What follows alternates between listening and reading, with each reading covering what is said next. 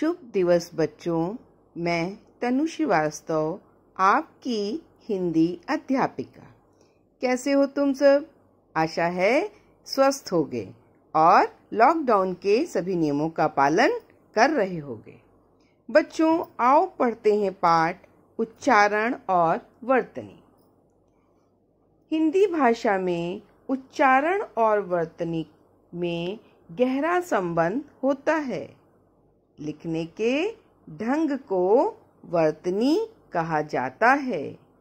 जिस ढंग से हम वर्णों का उच्चारण करते हैं, उसका वर्तनी पर गहरा प्रभाव पड़ता है। अर्थात यदि हम गलत बोलेंगे तो गलत लिखेंगे भी। तुमने देखा होगा बच्चों, जब बच्चे छोटे होते हैं, अपनी तुतलई भाषा में खाना को खाना बोलते हैं और बहुत से ऐसे शब्द वो बोलते हैं। अगर उनके उच्चारण में बड़े होकर सुधार नहीं हुआ तो वो लिखेंगे भी खाना को खाना ही। इसीलिए हमें वर्णों के उच्चारण को जानना अत्यंत आवश्यक है। बच्चों, उच्चारण की दृष्टि से वर्णों को दो भागों में बांटा गया है। पहला स्वर और व्यंजन। आओ जानते हैं स्वर क्या है। स्वर जिन वर्णों के उच्चारण में दूसरे वर्णों की सहायता नहीं लेनी पड़ती, उन्हें स्वर कहते हैं। अर्थात ये स्वतंत्र होते हैं। यह संख्या में 11 होते हैं। कौन कौन से? आ, इ, ई, उ, ऊ, री, ए, ऐ, ओ, औ। उच्चारण की दृष्टि से स्वर के 3 भेद होते हैं: ह्रस्व स्वर, दीर्घ स्वर, प्लुत स्वर। आओ जाने ह्रस्व स्वर। ह्रस्व स्वर। ह्रस्व जैसा कि नाम से ही विदित है, ह्रस्व अर्थात छोटा। जिन वर्णों के उच्चारण में बहुत कम समय लगता है, वह ह्रस्व स्वर कहलाते हैं। यह संख्या में 4 होते हैं। कितने होते हैं? 4। कौन कौन से? अ, ई, उ, री। चलो बोल के देखो मेरे साथ। अ, ई, उ, री। कम समय लगाना इसमें, इसीलिए इन्हें ह्रस्व स्वर कहा जाता है।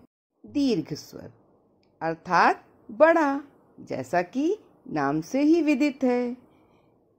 जिन वर्णों के उच्चारण में ह्रस्व स्वर से दुगना समय लगता है, अर्थात अधिक समय लगता है, वे दीर्घ स्वर कहलाते हैं। यह संख्या में 7 होते हैं। कितने होते हैं? 7। कौन कौन से हैं? आ, ई, उ, ए, ऐ, ओ, औ। चलो बोल के देखो इनको। इसमें ज्यादा समय लग रहा है ना ह्रस्व स्वर से। बोलो मेरे साथ। आ, ई, उ, ए, ऐ, ओ, औ। बोलने पर अंतर समझ में आया ह्रस्व स्वर और दीर्घ स्वर का? हाँ। आओ अब जाने प्लुत स्वर। प्लुत स्वर जिन वर्णों के उच्चारण में दीर्घ स्वर से भी अधिक समय लगता है, वह प्लुत स्वर कहलाते हैं। जैसे ओम। चलो बोलो सब मेरे साथ। ओम। देखा, इसमें ह्रस्व और दीर्घ दोनों से अधिक समय लगा ना, अर्थात तिगुना समय लगा। ये प्लुत स्वर कहलाते हैं। आओ जाने दीर्घ स्वर और ह्रस्व स्वर का अंतर। बच्चों, ह्रस्व स्वर को लघु स्वर भी कहा जाता है। आ, कल, काल, खल, खाल, गल, गाल, जल, जाल, तल, ताल आदि। आया समझ में? छोटा आ का उच्चारण और बड़ा आ का उच्चारण। कल छोटा आ, काल बड़ा आ, थोड़ा खींच के बोला गया। अब समझते हैं ई या ई। किला, कीला, चिर, चीर, दिन, दीन आदि। उ, ऊ का कुल, कूल, सुख, सूख, सुर, सूर आदि। आ रहा है ना अंतर समझ में उच्चारण के माध्यम से मात्राओं का? ए, आए, चेला, चैला, फेल, फैला, मेला, मैला आदि। ओ, औ, कोर, कौर, गोरी, गौरी, मोर, मौर आदि। बच्चों, दीर्घ स्वर और लघु स्वर को हम मात्राओं के रूप में व्यंजन शब्दों के साथ प्रयोग करते हैं और उच्चारण की ध्वनि से तुम्हें इनके अंतर को समझने में सहायता मिली होगी। तो इसी तरह व्यंजन वर्णों का उच्चारण बिना स्वर की सहायता के नहीं हो सकता। प्रत्येक व्यंजन में अ छुपा रहता है। बिना अ के व्यंजन वर्ण आधा माना जाता है। व्यंजन वर्णों के उच्चारण और वर्तनी में भी भ्रम बना रहता है। आओ जाने कौन कौन से वो वर्ण हैं जिनमें भ्रम शीघ्र ही बन जाता है। व्यंजन वर्णों के उच्चारण और वर्तनी में अंतर। ब और व। बा से बकरी, वा से वक दोनों के उच्चारण में समानता होने से अत्यधिक गलतियां होने का भ्रम बना रहता है। पर इनके उच्चारण से इनके अर्थ में भी परिवर्तन आ जाता है। ब, व, बर, वर, बात, वात, बिहार, विहार शब्दों में अंतर समझिए। बर का अर्थ दूल्हा, वरदान। वर चुनाव, श्रेष्ठ। आया अंतर समझ में? ब और व का। बात, वात, कथन। बात का अर्थ क्या है? कथन। वार्ता। वात का हवा, पवन। बिहार भारत का एक राज्य। विहार मनोरंजन, क्रीड़ा।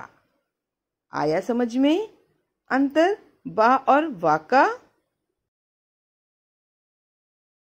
स, श, श इन वर्णों के उच्चारण में भी मामूली सा अंतर होता है।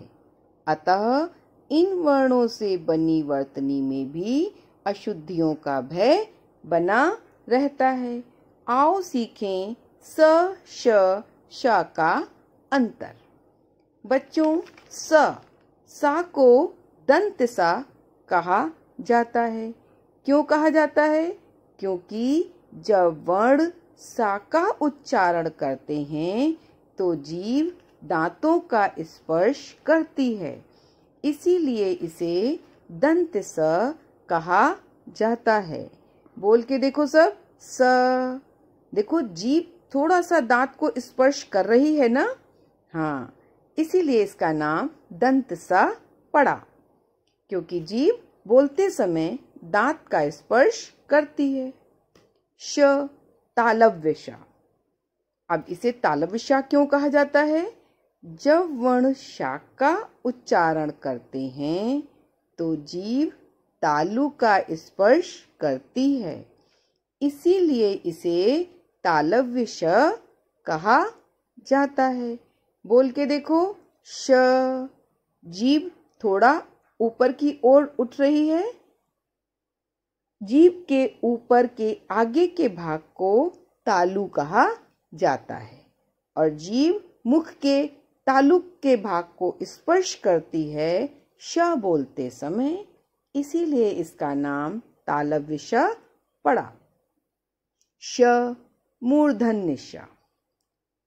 जब वर्ण श का उच्चारण करते हैं तो जीभ मूर्धा का स्पर्श करती है, इसीलिए इसे मूर्धन्य श भी कहा जाता है। मूर्धा मतलब जीभ के ठीक ऊपर का भाग। बोल के देखो, श। देखो, जीभ ऊपर के हिस्से को छू रही है, स्पर्श कर रही है, इसीलिए इसका नाम मूर्धन्य श पड़ा। बच्चों, इन्हें ऊष्म व्यंजन भी कहा जाता है क्योंकि इनको बोलने में मुंह में रगड़ उत्पन्न होती है और एक गर्म हवा बाहर की ओर आती है।